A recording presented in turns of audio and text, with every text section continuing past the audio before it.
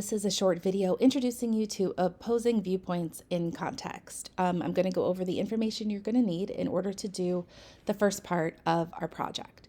So once you're signed into the library and you get to the opposing viewpoints in context page, you're going to search for the term internet because that is what we're working on for this part of the semester. And what you're going to see is in the little drop down menu, the word internet is bold. That signifies that there is an issue page attached to it. So when we click on the issue page, what you're going to see is something that looks like this.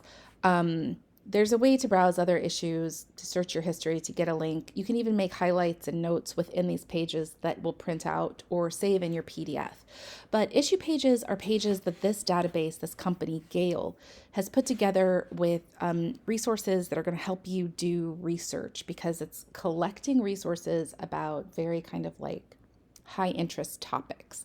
We're going to be focusing on the very general topic of the internet for the next few weeks of class. And this is what you're going to be basing your big research project on. And you're going to have a lot of freedom within this very broad general topic. So our first thing that we're going to do is figure out what is the conversation right now.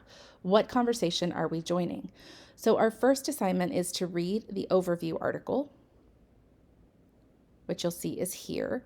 You are able to download, print, send to, or cite.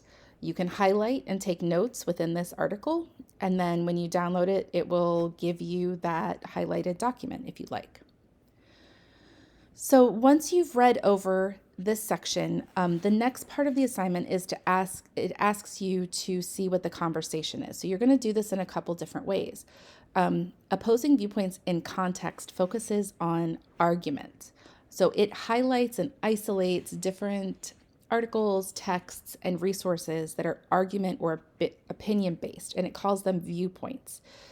It's going to give feature viewpoints, usually highlights a couple of the more important or more recent viewpoints, and you can kind of look through them and figure out what are people talking about, right? What kind of opinions do people have? What are the subtopics or the emergent themes that are coming out in the featured viewpoints?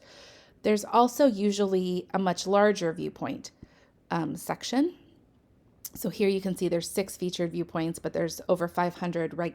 Like just general viewpoints. And again, you can kind of go through and take a look at what are the emergent themes, what are the subtopics, what are the kind of sub-conversations that are happening under that big umbrella of internet. And you're going to be analyzing these to figure out what you're interested in. And once you do that, the other thing that we're going to be looking at in addition to the internet is we're going to be looking at related information. So as you scroll down, you can kind of see all the different information here. And then you can search within the results.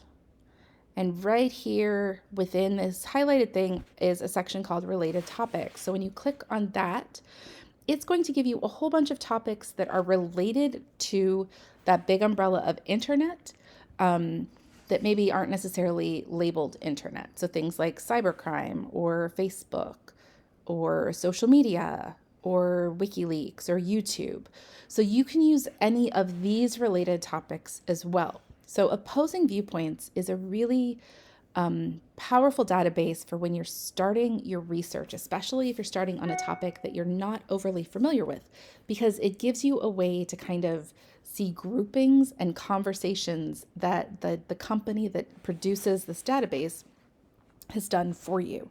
So you'll click around on here and you'll explore a little bit for the first part of our project. If you have any questions, make sure that you are reaching out to either the librarians or asking me directly.